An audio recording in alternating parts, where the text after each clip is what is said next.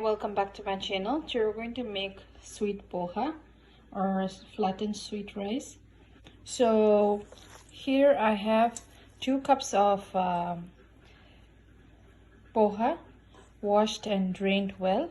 To this we're going to add the coconut and jaggery masala.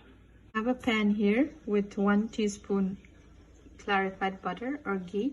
To this I'm going to add 2 cups of shredded coconut.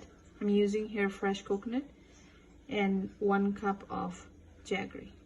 Let's melt the jaggery along with the coconut.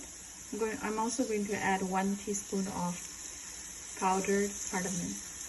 So our masala is ready, so we can mix it along with our poha or flattened rice. I added the masala. To this I'm going to add half a teaspoon of cardamom powder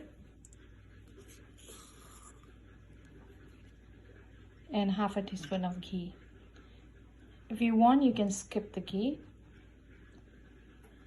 and let's mix it together. Our sweet poha is ready to be served. Let's plate it. Our sweet poha is ready. Hope you like this recipe. Please like, comment, and subscribe my channel. Thank you.